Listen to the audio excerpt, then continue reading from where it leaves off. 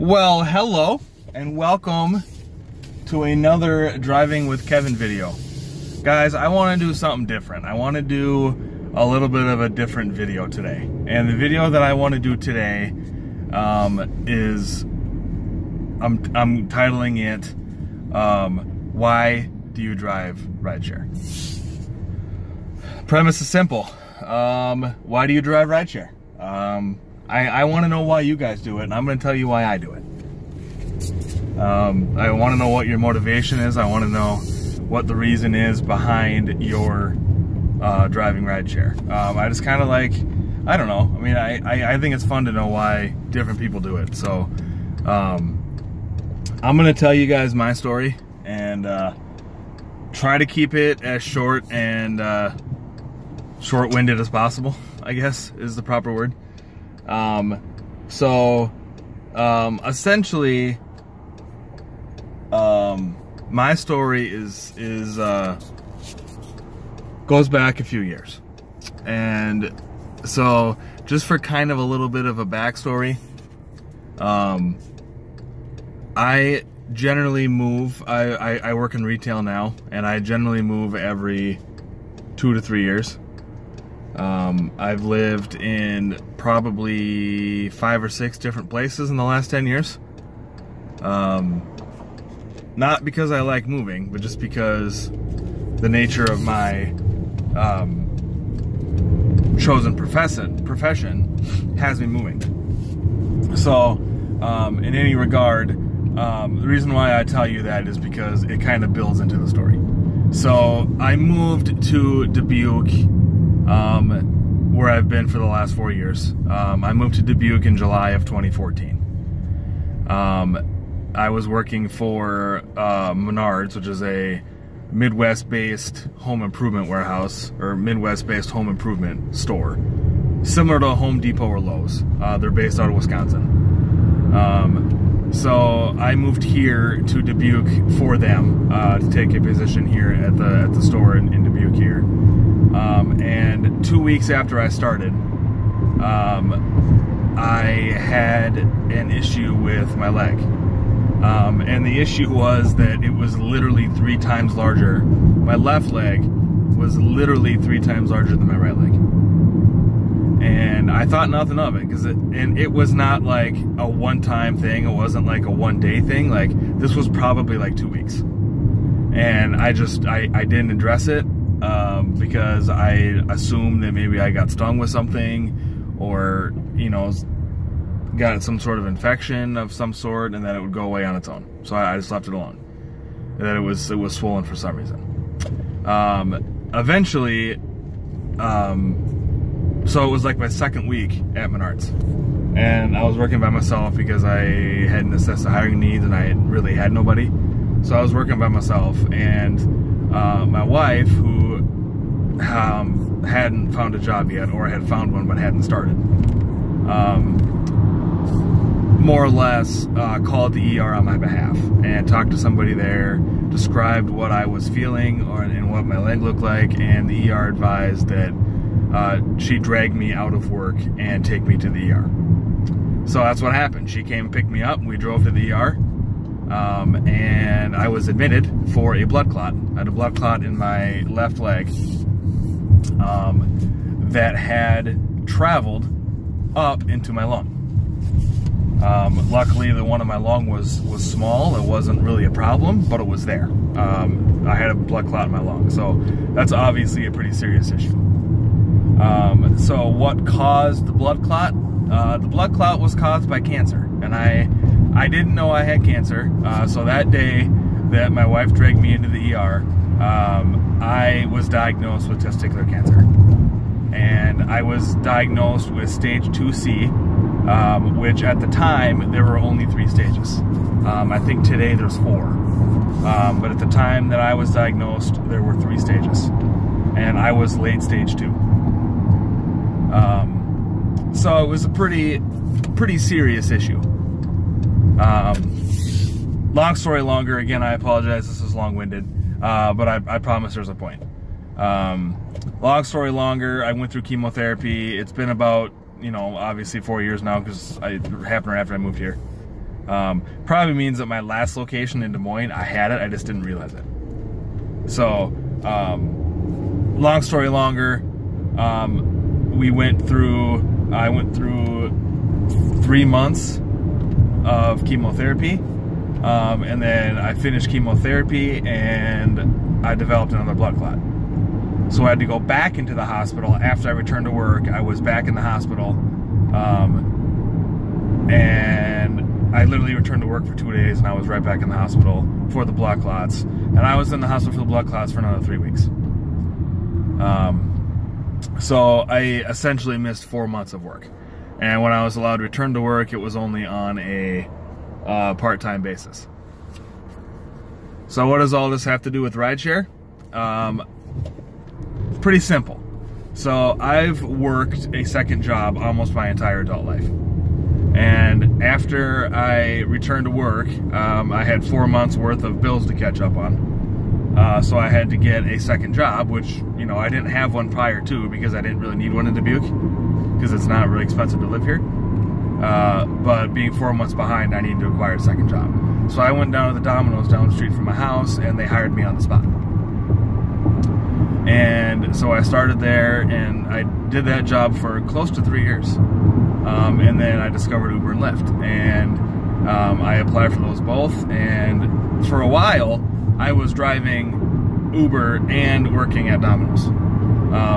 And at that time, like I said, my motivation at that time was any of the money that I made from Domino's was going to pay my bills back. It was going to be, you know, I really got to pay these bills, I got to get caught back up, you know, and that's what my money's going toward. And once I got caught back up, I just kind of had extra money, and I was like, I need something to do with this money. Right around this time, actually it was probably a year or so, so I worked at Domino's for 3 years. I'd probably been there for 2. And then my wife and I were getting the itch to have kids, because we were, at that point, we were in our early 30s, didn't have kids. We were kind of getting the itch to have kids. So we started exploring ways, you know, we started exploring, you know, are we able to have kids, blah, blah, blah, blah, blah. I went down to Iowa City, talked to them about it. They ran tests, and it turns out I can't father kids. And this was a huge blow. They did about 4 tests. I met with the urologist. He said that if it's, at that point it had been 3 years, I believe. No, it had been 2 years, I think, at that point. I'd been cancer-free for 2 years. And he asked me how long it had been. I told him 2 years, and he said, yeah, if your sperm's not back by now, it's not coming back. So, this was devastating. So we had decided that we were going to pursue adoption. So at that point, I decided that any of my extra earnings from my second job would go toward being able to adopt a child. And I ended up leaving Domino's and going to Uber because I Ubered the same weekend that I worked at Domino's one time, and I made more in 2 hours driving Uber than I did the entire weekend at Domino's. So that was a writing on the wall for me. So I left Domino's, and I hated Domino's in the fact that I was stuck to a schedule, and I was working on the off weekends. I wasn't working my other job, so I pretty much had no weekends off, and it was hard for me to get weekends off. So I made that decision. Because Uber, as everyone knows, you work it whenever the hell you want. So I started doing that, and I started saving all that money. I started saving the money that I was making from Uber and putting it into a separate fund to go toward our adoption that we were saving up for. So this continued for a while, and we actually found a adoption agency we liked. We talked to them. Kind of had it all worked out. We knew what the costs were going to be. We just needed time to get the money. So I continued to work Uber, and then once I got on Lyft, I added Lyft to the equation, and I did this for about a year, and I was not even a quarter of the way there. And my timelines might be a little off on this, but essentially what ended up happening is after about a year after we talked to the adoption agency, they were still emailing us, finding out if we were still interested, what they wanted, you know, what we wanted them to do, etc., etc. I just kept telling them we need more time, we need more time. So eventually I put it out there and said, okay, give us 3 months and email us again in 3 months, and if we're not there, we'll tell you and we'll drop out of the program. So 3 months came by and we were nowhere close.